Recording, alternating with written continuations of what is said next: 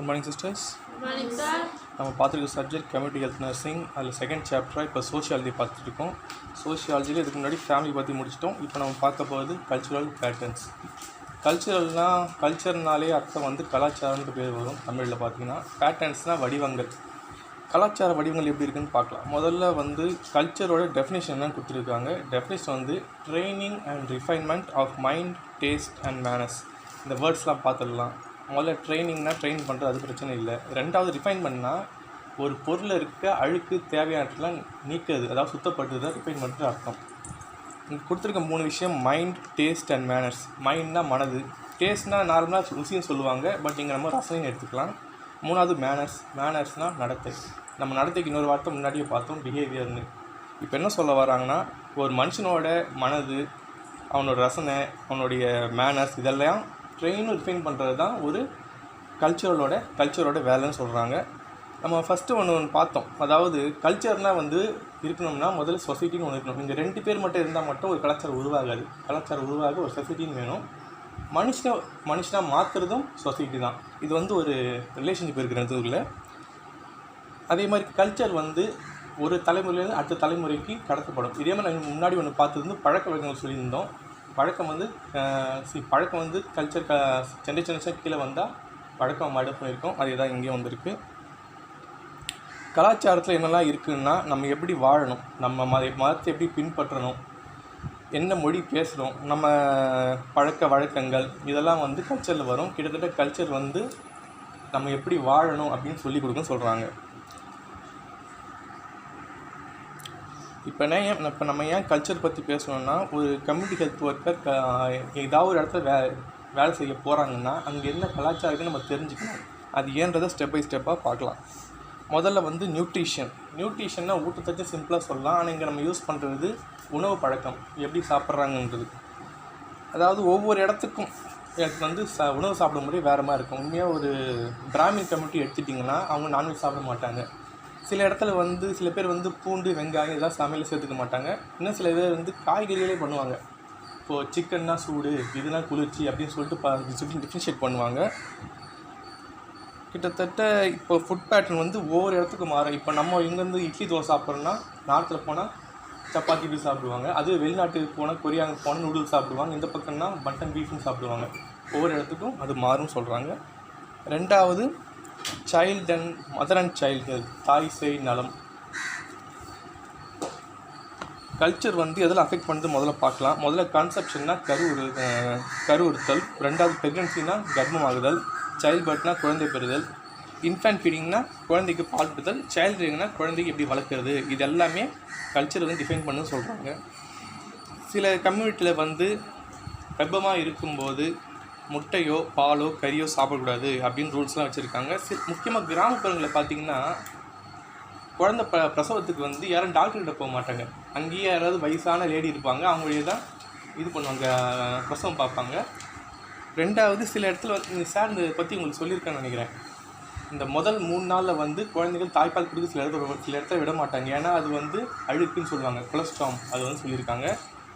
மூணாவது சில இடங்களில் வந்து இந்த தொப்புள் கொடியை கட் பண்ண உடனே அந்த தொப்புள் கொடியில் மாட்டு சாணத்தை தடவுவாங்களாம். இதுதான் இன்ஃபெக்ஷனும் வரும்.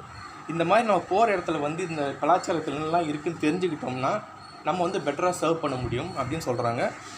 அடுத்து பர்சனல் ஹைஜீன்னா நம்மளோட சுகாதாரம் பற்றி. இப்போ என்ன சொல்கிறாங்கன்னா, இந்தியர்களுக்கு வந்து பர்சனல் ஹைஜீன் வந்து நல்லா இருக்கும், ஆனால் இந்த என்வாயர்மெண்ட் சுற்றுப்புற ஹைஜீன் வந்து ரொம்ப கம்மியாக இருக்குன்னு சொல்கிறாங்க. என்னென்னா, எல்லோரும் வந்து கரெக்டாக தினமும் பத்து வைக்கிறோம், குளிக்கிறோம், எல்லாம் கரெக்டாக பண்ணுறோம். ஆனால் வெளியே போனால் பார்க்குற இடத்துல எச்சு துப்புடுவாங்க.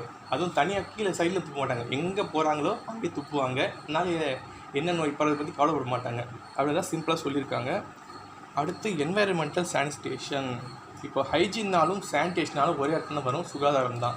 இங்கே என்வாயர்மெண்ட் நினைவு எது கொடுத்துருக்காங்கன்னா, இந்த புக்கு வந்து கிட்டத்தட்ட 2001 பேஸ் பண்ணி தான் மோஸ்ட்லி வந்திருக்கு. பழைய புக்கு தான் இது. என்னென்னா, மோஸ்ட்லி இந்தியாவோட மேஜர் பாப்புலேஷன் வந்து மலம் கழிக்கிறதுன்னா இந்த பொதுவெளியில் ஏரி, குளம் அந்த மாதிரி இடத்துல தான் போவாங்க. இதனால் என்ன ஒன்றுனா மாசு ஏற்படுது.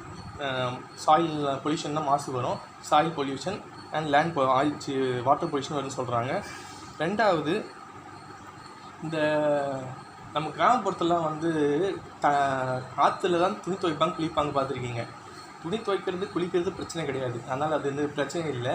ஆனால் என்னன்னா இப்போ வளர வளர வந்து இப்போது சாதாரண துணி துவைக்கிறது இல்லை, நல்லா நுர வர சோப்பு போட்டு துவைக்கிறாங்க, நல்லா அந்த மாதிரி சோப்பு வச்சு தான் குளிக்கிறாங்க. ஜென்ரலாக ஆர்கானிக்காக தான் பிரச்சனை இருந்தால் அது தங்கி நிற்க, அது பிரச்சனை இல்லை. ஆனால் இந்த மாதிரி கெமிக்கல்ஸ் வந்து தண்ணியில் கலந்தால் தண்ணி மாசுபடும் சொல்கிறாங்க. ரெண்டாவது ஹோலி வாட்டர், அதாவது நீ என்ன பாவம் பண்ணாலும் கங்கையில் போய் முங்கிட்டு வந்தால் உன் பாவம் குறைஞ்சிடும் போயிடும் சொல்லுவாங்க. ஒரு கலாச்சாரத்தை சொல்கிறது தான். அதுக்காக என்ன பண்ணுவாங்கன்னா எல்லோரும் காசிக்கு போவாங்க, போய் முங்கிட்டு வருவாங்க, அது பிரச்சனை இல்லை. ரெண்டாவது என்னன்னா அங்கே போனால் பாவலம் தீர்ந்து சொல்லிட்டு செத்த போனத்தை கூட ஆற்றுல மிதக்க விட்டுருவாங்க. இதுக்காக வந்து கவர்மெண்ட்டே வந்து கங்கையை க்ளீன் பண்ண சொல்லி திட்டமே எடுத்து வச்சுருக்காங்க. அதை பற்றி பார்க்கலாம். அடுத்து வந்து Outlook on health and disease, இதுவும் சார் நடத்துகிற ஒரு போர்ஷன் தான். இப்போ அந்த காலத்தில் டிபி இதெல்லாம் வந்ததுன்னா அது மெடிக்கல் ப்ராப்ளம் பார்க்க மாட்டாங்க, ஏதோ செய்வினை வச்சுட்டாங்க அப்படின்னு சொல்லுவாங்க. சார் இந்த டிபி பற்றி சொன்னது தான். நம்ம வந்து இந்த மாதிரி கலாச்சார பேட்டர்ஸ் இப்படி இருக்கிறதுனால நம்ம வந்து எல்லாத்தையும் தெரிஞ்சுக்கிட்டால் பெட்டராக சர்வ் பண்ணலாம்னு திரும்பி சொல்லியிருக்காங்க. அடுத்து நம்ம பார்க்க போகிறது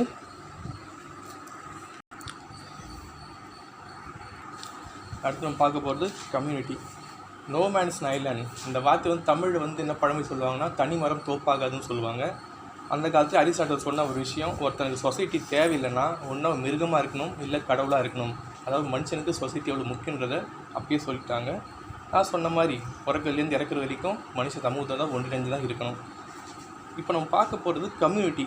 நம்ம கம்யூனிட்டி வந்து கொஞ்சம் கம்யூனிட்டியும் சமூகம் தான் சொல்லுவோம், சொசைட்டியும் சமூகம் தான் சொல்லுவோம். ஆனால் ரெண்டுத்துக்கும் கொஞ்சம் வித்தியாசம் இருக்குது. அது முதல்ல பார்த்துடலாம். நான் இன்றைக்கி ஃபேமிலி பற்றி எக்ஸாம்பிள் சொல்லும்போது ஒன்று சொன்னேன். ஃபேமிலிங்கிறது ஒரு செங்கல் மாதிரி. இந்த மாதிரி பல செங்கல் எடுக்குனா ஒரு சுவர் உருவாக்கலாம், பல சுவராக இருக்குன்னா வீடியோ உருவாக்கலாம்னு சொன்னேன். இப்போ ஃபேமிலி வந்து பேசிக் யூனிட் சொல்லியிருந்தாங்க. கம்யூனிட்டி வந்து மேஜர் ஃபங்க்ஷன்னா அதிகமாக செயல்படுற யூனிட் சொல்கிறாங்க. அப்படின்னா நம்ம செங்கல் வச்சு ஒரு சுவர் இருக்கிறோம் இல்லையா, அந்த சுவர் தான் கம்யூனிட்டி. இப்போ அந்த மாதிரி சுவரை பல அடுக்குனா வீடு வரும், அந்த வீடு தான் சொசைட்டி சொல்கிறாங்க. கம்யூனிட்டி வந்து ஒரு குறைஞ்ச சைஸ் கொஞ்சம் கம்மியாக இருக்கும், சொசைட்டி வந்து நிறைய இருக்கும். இப்போ உதாரணத்துக்கு எப்படி சொல்லணும்னா மீனவ சமுதாயம் எடுத்துக்கிட்டுன்னு வச்சுக்கோங்க. அங்கே வந்து கிட்டத்தட்ட ஒரு டிஃப்ரென்ஸாக இருக்குது, அவ்வளோவா எல்லோரும் ஒரே தொழில் தான் பண்ணுவாங்க, அவங்க பழக்க வழக்கம்லாம் ஒரே மாதிரி இருக்கும், கும்புற சாமி கிட்டத்தட்ட ஒரே மாதிரி இருக்கும். கம்யூனிட்டினா அதான் ஒரு சின்ன எக்ஸாம்பிள் சொல்கிறது தான். அது இப்போது அதோடைய கேரக்டர் என்ன சொல்கிறாங்க முதல்ல பாருங்கள். Community is a contiguous geographical area. கான்டிகுவஸ்னால் தொடர்புள்ள ஒட்டியுள்ள பகுதியும் சொல்கிறாங்க. அது இங்கே ஏன் யூஸ் பண்ணுறாங்க எனக்கு புரியல. ரெண்டாவது composed of people living together, மக்கள்லாம் சேர்ந்து வாழ்கிற இடம். மூணாவது people cooperate to satisfy that basic needs, அவங்க தேவைகளை பூர்த்தி செய்ய அவங்க கோஆப்ரேஷன் பண்ணுவாங்க. நாலாவது அவங்களுக்கு தனிப்பட்ட சில இடங்கள்லாம் இருக்கும், ஸ்கூல், ஹாஸ்பிட்டல், இதெல்லாம் அவங்களுக்கு இருக்குன்னு சொல்கிறாங்க.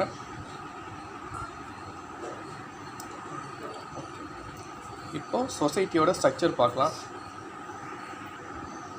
ஸ்ட்ரக்சர் ஆஃப் சொசைட்டியில் நம்ம முதல்ல பார்க்குறது கேஸ்ட், ஜாதி.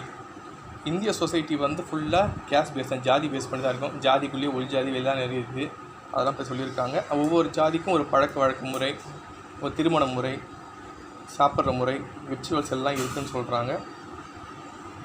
Caste kind operation in urban area, அதாவது கிராமப்புறங்களில் இது வந்து ரொம்ப ஃப்ரீயாக ஃபாலோ பண்ணுவாங்க, ஆனால் நகர்ப்புறங்களில் அவ்வளோ ரிஜிடிட்டி இல்லைன்னு சொல்கிறாங்க. ரெண்டாவது வந்து இன்கம், அதாவது உங்களுடைய சம்பாத்தியம் பொறுத்து வகைப்படுத்துறது. அதான் கேள்விப்பட்டீங்களே, upper class, middle class, lower class வந்து அதை பற்றி சொல்லியிருக்காங்க. மூணாவது ஆக்குபேஷன், நீங்கள் செய்கிற தொழிலை பற்றி. ஆனால் தனி இது மாதிரி அப்பர் லோவர்லாம் இல்லை பண்ண இது வரைக்கும் பண்ணலன்னு சொல்கிறாங்க. இப்போ ஒவ்வொரு சொசைட்டியாக பார்க்கலாம். ரூரல் சொசைட்டி, இந்தியா வந்து கிராமங்களாக ஆனதுன்னு சொல்கிறாங்க. அப்போவே வந்து 2002 6,38,000 கிராமங்கள் இருக்குது அப்படின்னு சொல்கிறாங்க. ஒரு 1000 பேர்னால் ஒரு 750 பேர்கிட்ட கிராமத்தான் வசிக்கிறவங்களாக இருப்பாங்க. செல்ஃப் சஃபிஷியன்ட் ஒரு வார்த்தை யூஸ் பண்ணிக்காங்க. விஜய் செல்ஃப் சஃபிஷியன்னா மற்றவங்க எதிர்பார்க்காம தன்னுடைய தேவையை தானே பூர்த்தி செய்வதுன்னா, அதாவது தண்ணி தேவைப்படுதா, பக்கத்தில் ஏதாவது ஆறோ நதியோ ஒன்று அங்கேருந்து எடுத்துக்கிறது, உங்களுக்கு காய்கறி வேணும் கடை கூட போவேனா, தோட்டம் வச்சு காய்கறி தானே வளர்த்துக்கிறதுன்னு சொல்லிட்டு செல்ஃப் சஃபிஷியண்டாக இருக்கிறது வந்து கிராமத்தை அதிகமாக யூஸ் பண்ணுவாங்க. ரெண்டாவது கிராமம்னு பார்த்தா அவங்க செய்கிற முக்கியமான தொழில் எது பார்த்தா விவசாயம். அதுக்கப்புறம் கிராமத்தில் வந்து இந்த சொந்தங்கள் அதிகமாக இருப்பாங்க, ரொம்ப கூடி வாழ்வாங்க, அதுதான் முக்கியம் கிராமத்தில், அது முக்கியமான விஷயம். ஆனால் டவுன் சொசைட்டின்னு வந்துட்டானா அது கொஞ்சம் மாறுதல் இருக்குது. 2001 படி அப்போ வந்து கிட்டத்தட்ட 5545 டவுன் அண்ட் சிட்டி இருக்குதுன்னு சொல்கிறாங்க. சிட்டின்னு சொன்னாலே நாகரிகம் அப்படின்ற வார்த்தை யூஸ் பண்ணுறாங்க. சிட்டி நாகரிகம்னாலே தெரியும் உங்களுக்கு. அடுத்து வந்து அங்கே வந்து நம்ம சொன்னோம் ரூரல் சொசைட்டியில் வந்து எல்லோரும் அக்ரிகல்ச்சர் தான் யூஸ் பண்ணுவாங்க, விவசாயம் தான் இருப்பாங்க. ஆனால் இங்கே வந்துட்டால் ஒவ்வொருத்தரும் ஒவ்வொரு தொழில் பண்ணுவாங்க, அது ஒரு வெரைட்டி இருக்குதுன்னு சொல்கிறாங்க. ரெண்டாவது விஷயம், சிட்டி லைஃப்பில் வந்து அந்த ஒற்றுமையாக இருக்குதுன்னா ஒன்றிணைஞ்சு வாழுறது வந்து ரொம்ப கம்மியாக இருக்குன்னு சொல்லுவாங்க. உதாரணத்துக்கு கூடவே வந்து சிட்டி லைஃப்பில் வந்து அவங்க தான் ட்ரெண்ட் செட்டர்ஸ். வேட்டிலேருந்து பேண்ட்டுக்கு போவாங்க, பேண்ட்லேருந்து ஜீன்ஸுக்கு போவாங்க, திரும்பி ஜீன்ஸ்லேருந்து தேவைப்பட்டால் வேஸ்டிங் போவாங்க. அதான் ட்ரெண்ட் செட் பண்ண சொல்லுவாங்க. அடுத்து சோஷியல் மொபிலிட்டினா சொசைட்டிலே எப்படி மேலே கீழே போவோம்னு சொல்கிறாங்க. அதில் 2 சொசைட்டி ரெண்டு சொல்லியிருக்காங்க. ஒன்று ஓப்பன், இன்னொன்று க்ளோஸ். ஓப்பன் கிளாஸ்னால் அவங்க வந்து நீ செய்கிற வேலைக்கு இருந்து நீ சொசைட்டியில் முன்னேறலாம்னு சொல்கிறது. க்ளோஸ்னால் அவங்க மாற்றங்களை விரும்ப மாட்டாங்க அப்படின்ற அர்த்தம். அடுத்து நம்ம பார்க்க போகிறது சோஷியல் ப்ராப்ளம். சமூகத்தில் இருக்க சில பிரச்சனைகள் என்னென்னு. சமூகத்தில் தனிநபருக்கும் பிரச்சனை இருக்குது, சொசைட்டிக்கும் பிரச்சனை இருக்குது. சில சமயம் தனிநபர் பிரச்சனை வந்து சொசைட்டிக்கும் பிரச்சனை ஆகும். கிட்டத்தட்ட என்னென்னா இந்த நோய்கள் பிரச்சனை தான். நோய்கள் வந்து உங்கள் ஒரு தனிமனிதன் மற்றவங்களாம் பரவ ஆரம்பிக்கிறது, இப்படிலாம் வருது. இன்னும் சில பிரச்சனைகள் என்னென்னா ஆல்கஹாலிசம், அதாவது சாராயத்துக்கு அடிமையாகுது. ரெண்டாவது ட்ரக் டிபெண்டன்ஸ்னால் போதைக்கு அடிமையாகுது. எஸ்டிடினா இந்த எய்ட்ஸ், HIV எய்ட்ஸ் மாதிரியான பரவும் நோய்கள். வேகரன்சினா பிச்சைக்காரங்க மாதிரி, அவங்களுக்கு வீடு எதுவும் இருக்காது, அவங்க பாட்டு ஒரு இடத்துக்கு போவாங்க, பிச்சை எடுத்து சாப்பிடுவாங்க, அதுதான் வேகரன்சி. அடுத்து ஜூனியர் டெலிக்வன்சினா இளம் குற்றவாளி சொல்லுவாங்க. அவங்களாம் அடல்ட் இல்லை, சின்ன வயசாக இருக்கும், அவங்க வந்து குற்றவாளிகளாக இருப்பாங்க, அது ஜூனியர் டெலிக்வன்சி. அடுத்து ப்ராஸ்டியூஷன்னா விபச்சாரம் அப்படின்னு சொல்கிறாங்க. இந்த மாதிரி சோஷியல் ப்ராப்ளம்ஸ்லாம் நம்ம ஜென்ரலாக சால்வ் பண்ண முடியாது. அதுக்கு வந்து பொலிட்டிக்கல் பவர் தேவைப்படுது. பொலிட்டிக்கல் பவர் வச்சு தான் சில சட்டங்களை போட்டால் தான் இதெல்லாம் சரி செய்ய முடியும். அதுக்கு சில எக்ஸாம்பிள் வந்து ப்ரிவென்ஷன் ஆஃப் ஃபுட் அடல்ட்ரேஷன்னா உணவுகளில் வந்து கலப்படம் பண்ணுறது தடுக்கிறது. ரெண்டாவது ப்ரிவென்ஷன் இம்மோர்டாலிட்டி நான் அடுத்து பார்க்க போகிறோம், அது இப்போ ப்ராஸ்டியூஷனில் வந்துடும். அதை சோஷியல் ப்ராப்ளம் நான் ஃபஸ்ட்டு பார்க்க போகிறது ப்ராஸ்டியூஷன், விபச்சாரம். இது வந்து சொல்லுவாங்க உலகத்திலேயே பழமையான தொழில் சொல்லுவாங்க விபச்சாரத்தை தான். இது ஏன் வருதுன்னு சொல்லிட்டு ஒரு லிஸ்ட்டு போட்டிருக்காங்க. அதான் ஏன் இந்த ப்ராஸ்டியூஷனை என்ன சொல்கிறது, காரணம் என்ன ஆகுது, இந்த ப்ராஸ்டியூஷன் வரத்துக்கு என்ன காரணம்னு சொல்லிட்டு கொடுத்துருக்காங்க. முதல்ல சேஞ்சஸ் என்வாயன்மெண்ட், சுற்றுச்சூழல் மாறுறது, குடும்பத்தை சண்டை, அந்த மாதிரி வாண்ட் ஆஃப் அஃபெக்ஷன், அன்பை தேடி, இல்லிஜிமேட் லவ், ஈஸி மணி. ரொம்ப எனக்கு தெரிஞ்சு மோஸ்ட்லி வந்து காசுக்காக தான் மோஸ்ட்லி இந்த தொழிலில் ஈடுபடுறாங்க. ரெண்டாவது லோ ஐக்யூனா மூளை வளர்ச்சி, அதாவது கொஞ்சம் முட்டாளாக இருக்காங்க அர்த்தம். அடுத்து கடைசியாக பாவர்ட்டி. இதுதான் மணிக்கு அப்புறம் பாவர்ட்டி, அதாவது ஏழ்மை நிலைமை தான் மோஸ்ட்லி பெண்களை வந்து இந்த விபச்சார தொழிலுக்கு தள்ளுது. அதோட முக்கியம் வந்து கடத்திட்டு போகிறாங்க, கடத்திட்டு போய் தான் எல்லா வேலையும் பண்ண வைக்கிறாங்க. இதை தான் தடுக்கிறதுக்கு வந்து suppression of immoral traffic at women and girls அப்படின்னு ஒரு சட்டத்தை கொண்டு வந்தாங்க. பட் இது டிராஃபிக்னாலே முதல்ல கடத்திட்டு போகிறது தான் ஒரு அர்த்தம் வரும் நார்மலாக. ஆனால் இப்போ என்னென்னா இது வந்து சில இடத்துல வந்து கடத்திட்டு போவாங்க. எதுக்குன்னா ப்ராஸ்டியூஷனுக்கு இல்லை, வீட்டு வேலை செய்கிறதுக்கு, இந்த மாதிரி வேலைக்கு கூப்பிட்டு போவாங்க. ஆனால் இது வந்து இந்த ஆக்ட் வந்து குறிப்பிட்டு ப்ராஸ்டியூஷன் மட்டும்தான் சொல்லியிருக்காங்க. ரெண்டாவது இப்போ சொன்ன மாதிரி டெலிக்வன்சி சொன்னது வந்து 18 வயசு கீழே இருக்காங்க இல்லையா, அவங்க பண்ணுற குற்றங்கள் தான். அதாவது delinquents is one who shows deviation from normal கொஞ்சம் வித்தியாசமானவங்க டெலிக்வன்ட் சொல்லுவாங்க. அவங்க என்னென்னா சின்ன தப்பு பண்ணுவாங்க, திருடு, கொலை, சின்ன விஷயம். அவங்க சின்ன விஷயம் சொல்கிறாங்க, பட் கொலைலாம் பெரிய விஷயந்தான். இது ஏன் நடக்குதுன்னா சொசைட்டியோடு அட்ஜஸ்ட் பண்ணிக்க முடியும், அவங்களால வாழ முடியல. அந்த மாதிரி ஏழ்மை, குடும்ப சூழ்நிலை, கொஞ்சம் குடும்பத்தில் தான் பிரச்சனை அதிகமாக இருந்தால் அது வந்து இந்த மாதிரி இப்போ டெலிக்வன்சி உருவாக்குன்னு சொல்கிறாங்க. அப்புறம் சாராயம், ட்ரக்ஸ் எல்லா இடத்துலையும் அது கண்டிப்பாக வந்துடுது. இதுக்காக நீங்கள் கேள்விப்பட்டிருப்பீங்க இல்லையா, சிறுவர் சீர்திருத்த பள்ளி. இது வந்து 18 வயசுக்கு யாரும் குற்றம் பண்ணாங்களோ அவங்க அந்த பள்ளியில் அடைச்சி அவங்க சீர்திருத்தம் பண்ணி வெளியே விடுவாங்கன்னு. இதில் ஒரு சின்ன பிரச்சனை சொல்லியிருப்பாங்க. என்னென்னா சில படத்தில் சொல்லியிருப்பாங்க, இந்த கொலைகாரனுக்கு வந்து 18 வயசு கம்மியாக இருக்கிறதுனால 3 மாதத்துலேயே வெளியே வந்துடலாம் அப்படின்னு சொல்லிட்டு சொல்லுவாங்க. கிட்டத்தட்ட இந்த சினிமா ஒரு சின்ன பிரச்சனை என்னென்னா, நம்ம சொன்ன பழக்க வழக்கங்கள் சொன்ன ஞாபகம் இல்லையா, பழக்கம் வழக்கத்தை உருவாக்கும், வழக்கம் பழக்கத்தை உருவாக்குற மாதிரி சினிமா வந்து இருக்கிறத சினிமாவில் காட்டும், அந்த சினிமாவில் காட்டுறது வந்து நிஜத்தில் பிரதிபலிக்க ஆரம்பிச்சிடும். அந்த மாதிரி தான் இது. என்ன, உங்களுக்கு 18 வயசு கம்மியாக இருக்கா, நீ கொலை கூட பண்ணலாம், 3 மாதம் வெளியே வந்துடலாம், மற்றபடி 7 வருஷம் ஆயுதங்கள்லாம் கிடையாதுன்ற போது எண்ணத்தை சொசைட்டியில் உருவாக்குறது சினிமாவோட வேலையும் இருக்குது. அடுத்து டவுரி சிஸ்டம்னா உங்களுக்கு தெரியும், வரதட்சணை கொடுக்குறது. வரதட்சணையை கொடுக்குறதுனால முதல்ல வந்து பொண்ணு வந்து வேறு இடத்துக்கு போகுது, அவள் கொஞ்சம் நல்லா இருக்கணும்னு சொல்லிட்டு அவங்க ஆசைக்காக கொடுக்க ஆரம்பிச்சது. பட் எல்லா நல்ல விஷயம் இப்படி ஸ்டார்ட் பண்ணாலும் வழக்கம் போல் அது கெடுதலாக மாறினது தெரியும் உங்களுக்கு. இதை தடுக்கிறதுக்காக டவுரி ப்ரொவிஷன் ஆக்ட் 1980 கொண்டு வந்தாங்க. அதில் ஏதாவது வரதட்சணை கொடுத்தாலோ இல்லை கேட்டாலோ 5 வருஷம் ஜெயில், 15,000 ரூபாய் ஃபைனு அப்படின்னு சொல்லியிருக்காங்க. இதுதான் சொல்லியிருக்கு. இந்த மாதிரி பிரச்சனைகள் சரி பண்ணால் கொஞ்சம் முயற்சி தேவை. வெல் அண்ட் சோசியல்னா ரொம்ப ஊறி போன கலாச்சார பழக்கங்களை மாற்றுறது ரொம்ப கஷ்டம். அடுத்து ட்ரக் அடிக்ஷன். ட்ரக் அடிக்ஷன் என்ன சொல்கிறாங்கன்னா, ஒரு போதைக்காக ஒரு விஷயம் திரும்பி திரும்பி ஒரு மருந்தையோ இல்லை போதைப் பொருளையோ எடுத்துக்கிறது ட்ரக் அடிக்ஷன் சொல்கிறாங்க. நீ ஒருத்தர் போதைக்கு அடிமையானவர் அப்படின்னு சொல்லணுன்னா சில க்ரைட்டீரியா இருக்குது. முதல்ல சைக்காலஜிக்கல் டிபெண்டன்ஸ், அதாவது மனதளவில் அதுக்கு என்ன சொல்கிறது, டிபெண்ட் ஆகுறதுன்னு அர்த்தம். உதாரணத்துக்கு போதை மருந்து எடுக்கலைன்னா அவங்களுக்கே தோணும் இது இல்லாமல் வாழ முடியாதுன்னு சொல்லிட்டு அவங்க அந்த போதை மருந்தை வாங்குறதுக்கு என்ன ஒன்றாலும் முயற்சி பண்ணுவாங்க. அது சைக்காலஜிக்கல் தான், உடம்புல இல்லை, சைக்காலஜிக்கல் தான். அது சைக்காலஜி டிபெண்டன்ஸ். ரெண்டாவது ஃபிசிக்கல் டிபெண்டன்ஸ். இது குடிப்பழக்கம் இருக்கவங்க இல்லை குடிப்பழக்கமாக இந்த பழக்கமாக இருக்கவங்க டக்குன்னு நிறுத்தினா அவங்க உடம்பு ஒத்துக்காது. ஏன்னா அது உடம்பு பழகி போச்சு. அதை ஸ்டெப் பை ஸ்டெப்பாக தான் குறைக்குன்னு சொல்லுவாங்க எப்போவுமே. ஆனால் டக்கு நிறுத்திட்டா அது உடம்புல மாற்றங்களை காட்டும். அதாவது கோவமாக நடந்துக்கிறது, கண்ணில் தண்ணி வருது, இதெல்லாம் வரும் சொல்கிறாங்க. மூணாவது டெவலப்மெண்ட் ஆஃப் டாலரன்ஸ். டாலரன்ஸ்னால் ஒரு விஷயத்துக்கு பழகிக்கிறது. இப்போ இந்த ட்ரைனிங் பண்ணுறவங்கலாம் ஒரு 30 பண்ணுறாங்களா, புஷ்அப் பண்ணுறாங்களா, அடுத்த வாட்டி 50, ஏன் உடம்பு பழகுது, அடுத்த வாட்டி 60, அடுத்த வாட்டி 70 சொல்லிட்டு அவங்க இம்ப்ரூவ் பண்ணிட்டே போகிறாங்க. ஏன்னா உடம்புக்கு அது பழக ஆரம்பிக்குது. அதே மாதிரி போதை மருந்தும் நம்ம ஒரு லிமிட்டோட சாப்பிட மாட்டாங்க. அடுத்த வாட்டி இது இந்த வரைக்கும் பழகிடுச்சா, இன்னும் கொஞ்சம் சாப்பிட்ணும், இன்னும் கொஞ்சம் எடுத்துக்கணும் அப்படின்னு சொல்லிட்டு டோஸ் அதிகப்படுத்துவாங்க. இதுவும் அதில் ஒரு முக்கியமான விஷயம். ஏன் இந்த ட்ரக் பழக்கம் உருவாகுதுன்னா முதல்ல சில காரணம் கொடுத்துருக்காங்க. கியூரியாசிட்டி அண்ட் நேச்சுரல் டெண்டன்சி, அதாவது முதல்ல ஆர்வம். ஏன் இப்படி ஒன்று இருக்குது, எல்லோரும் பண்ணுறாங்களே, என்ன தான் ஒரு வித்தியாசம் இருக்குது, ஒரு ஈர்ப்பு இருக்கணும் அதில் அப்படின்னு சொல்லிட்டு தெரியாதனமாக மாற்றுறது முதல்ல. ரெண்டாவது எல்லாத்துக்கும் பிரச்சனை நல்ல குடும்பம் இல்லாத தான். குடும்பத்தில் பிரச்சனை இருந்தால் இந்த மாதிரி எல்லாத்தையும் தேடி போக தான் செய்யும். மூணாவது எஸ்கேப் பண்ணணும். நான் சொல்லியிருக்கேன், இந்த டிஃபென்ஸ் மெக்கானிசம் எஸ்கேப் மெக்கானிசம்னா நம்மளுக்கு எதாவது பிரச்சனை வந்தால் அதுலேயே நம்ம மறைஞ்சிக்கிறது வேலை பண்ணுவோம். ட்ரக் அடிக்ஷன் அது மாதிரி தான். இந்த மாதிரி பண்ணால் மூளை கொஞ்சம் டல் ஆகிடும், நம்ம இந்த பிரச்சனையை மறந்துடுவோம்னு சொல்லிட்டு யூஸ் பண்ணுறாங்க. ரெண்டாவது டிஸ்கோ கல்ச்சர். இப்போ அதிகமாக யூஸ் பண்ணுறது பார், டிஸ்கோவில் டான்ஸ் ஆடுறாங்கன்னா அங்கே ஈஸியாக அது பரவிடுது, தெரிஞ்சோ தெரியாமலையோ. ரெண்டாவது இக்னோரன்ஸ் கொடுத்துருக்காங்க. அதை பற்றி இது இவ்வளோ ஆபத்தாக ஆகும் தெரியாமல் சில பேர் பண்ணுறாங்க, இக்னோரன்ஸ் அப்படின்னு சொல்லியிருக்காங்க. மூணாவது ஜென்ரேஷன் கேப் சொல்லியிருக்காங்க. But no idea. இப்போது சில ட்ரக்ஸை பற்றிலாம் மென்ஷன் பண்ணியிருக்காங்க. ஃபஸ்ட்டு நார்காட்டிக்ஸ்னால் அது ஒரு சிம்பிள் வேலை, உடம்பு மறுத்து போக செய்கிறது தான். அது எதுக்கு யூஸ் பண்ணுவாங்கன்னா உடம்புல பெயின் இருந்தால் அப்படி யூஸ் பண்ணாங்க. முதல்ல பெயின் கம்மியாக இருந்தால் மார்ஃபின் ட்ரிக்கை போடுவாங்க. ஆனால் அதையும் கண்ட்ரோல் இல்லைனா தான் ஹெராயின் 100% பவர் அதிகமாக அது யூஸ் பண்ணாங்க. பட் இப்போ அதை கெட்டதாக யூஸ் மெடிக்கல் யூஸ் பண்ணாலும் இப்போ அதை கெட்டது தான் யூஸ் பண்ணுறாங்க.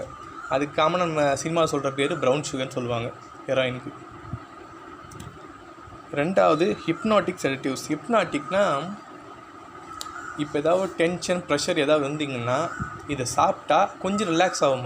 மைண்ட் ரிலாக்ஸ் பண்ணுற ட்ரக்ஸ் பேர் ஹிப்னாட்டிக் ட்ரக்ஸ் சொல்லுவாங்க. ரெண்டாவது கேனபிஸ். இது உங்கள் எல்லாருக்கும் தெரிஞ்ச விஷயம் தான், சினிமா அதிகமாக தெரியுது தான் கஞ்சா. இந்த கஞ்சாவும் கிட்டத்தட்ட அதே வேலை தான் பண்ணுது. இப்போ ஃபஸ்ட்டு அது பேன் பண்ணியிருந்தாங்க. பட் எனக்கு தெரிஞ்சு யூஎஸில் அது இது பண்ணிட்டேன், மெடிக்கல் யூஸ் பண்ண சொல்லிட்டாங்க. ஏன்னா இதுவும் கிட்டத்தட்ட நம்ம ஹிப்னாட்டிக் செடேட்டிவ்ஸ் மாதிரி மைண்ட் ரிலாக்ஸ் பண்ணுறதுக்கு யூஸ் ஆகுதுன்னு சொல்லிட்டு. அடுத்து ஹாலுசினேட்டிங் ட்ரக்ஸ்னால் ஒரு புது விதமான உலகத்துக்கு கூட்டின்னு போகிறேன் அப்படின்னு சொல்லிட்டு சில படங்களில் சொல்லுவாங்க. ரீசெண்டாக இதில் போகணும் கூட சொல்லியிருப்பாங்க. அது சைட் அண்ட் சவுண்ட், அதாவது நம்ம பார்க்குறது கேட்குறதுலாம் கொஞ்சம் வித்தியாசமாக தெரியும். சில பேர் அது எதிர்பார்க்கும்னு சொல்லிட்டு அந்த மாதிரி ட்ரக்ஸும் உருவாக்கியிருக்காங்க. ஸ்டிமுலன்ஸ் தான் நீங்கள் நார்மலாக அப்படிங்க டீ, காஃபி, கொக்கோலா அதெல்லாம் கெஃபைன் இருக்கும். அது தூக்கக்கூடாது, உடம்பு ஒரு ஒர்க்கிங் கண்டிஷன்லேயே வச்சுட்ருக்கோம். அது ஸ்டிமுலன்ஸ். ட்ரான்க்ளைசர்னா மயக்க மருந்து மாதிரி. கடைசியாக டொபாக்கோ சிகரெட், புகையில அது வருது. லாஸ்ட்டாக வால்டை சால்வன்ஸ்னால் ஒரு சில வருஷத்துக்கு முன்னாடி என்ன பண்ணுவாங்கன்னா, இந்த நெயில் தின்னர் இருக்குது பார்த்தீங்களா, நெயில் பாலிஷ் இருக்கு இல்லையா, அந்த கர்ச்சிப்பில் ஊற்றி நல்லா கசக்கி மோந்துடுவாங்க. ஏன்னா போதை தருன்னு சொல்லிட்டு. பட் ஆனால் அது மைண்டை மூளையை கெடுத்துன்னு சொல்கிறாங்க. ஆனால் அது யூஸ் பண்ணுறாங்க பல பேர். அது என்ன விஷயம் தெரியலாங்களோ அந்த கிக்கு தேவைன்னு சொல்லிட்டு இந்த விஷயம் தான் பண்ணுறாங்க சில இடத்துல. இந்த பிரச்சனை எப்படி சமாளிக்கிறதுன்னு சொல்லிட்டு லிஸ்ட் கொடுத்துருக்காங்க. முதல்ல காரணம் மோட்டிவேஷன் ஏன் அவன் எடுக்கிறான், நம்ம சொல்லியிருந்தோம் இங்கே இந்த மாதிரி காரணம் இருக்கும் அப்படின்னு சொல்லிட்டு. இந்த காரணம் என்ன முதல்ல தெரிஞ்சால் தான் நம்ம வேலையை பார்க்க முடியும். ரெண்டாவது டீடாக்டிவேஷன், அதாவது உடம்புல இருக்க அந்த ட்ரக்ஸ் எல்லாம் வெளியே எடுக்கிறது. மூணாவது போஸ்ட் டீடாக்டிவேஷன்னா நம்ம தொடர்ந்து ஃபாலோ பண்ணோம். அவர் நல்லா தான் இருக்காரா இல்லை இருக்காரா அப்படின்னு திரும்பி சூழ்நிலையை மாற்றணும். அதுக்கு என்ன மாற்றி கொடுத்துருக்காங்க, ரீஹாபிலிட்டேஷன்னா மறுவாழ்வு கொடுக்குறது. நிறைய மறுவாழ்வு மையம் நிறைய இருக்குது எனக்கு தெரிஞ்ச வரைக்கும். இந்த மாதிரி ட்ரக்ஸ் ப்ராப்ளம் இருக்கவங்களுக்கு முக்கியமாக சொல்கிறாங்க, ட்ரக் அடிக்ஷன் ப்ராப்ளம் இருக்கிறவங்கள முதல்ல அவங்க இடத்த மாற்றிடுங்க. முக்கியமாக அவங்க ஃப்ரெண்ட்ஸ்லாம் யார் இருக்காங்களோ அவங்ககிட்ட முதல்ல விலைக்கு வைங்க. ஏன்னா இது வந்து ரொம்ப கஷ்டப்பட்டு அவங்கள அதில் வெளியே கொண்டு வந்தாலும் அந்த பழைய குரூப்போட சேர்ந்தா ஈஸியாக திரும்பி உள்ளே வந்துடுவாங்க. அதனால் முதல்ல அதை மாற்றணும்னு சொல்கிறாங்க. அடுத்து வந்து மக்களுக்கு இதோட இந்த பிரச்சனை எதாவது சொல்லியிருக்கேன், இதை பற்றி தெரியாமல் சில பேர் பண்ணுறாங்க. அதனால் மக்கள் இதை பற்றி விழிப்புணர்வை ஏற்றணும். லீஃப்லெஸ், டிவி, ரேடியோ இது வழியாக பண்ணணும்னு சொல்லியிருக்காங்க. ஓகே, இன்னைக்கு கிளாஸை இதோட ஸ்டாப் பண்ணலாம். அடுத்த கிளாஸில் alcohol abuse, unmarried mothers, handicap இதை பற்றிலாம் பார்க்கலாம். Thank you sisters.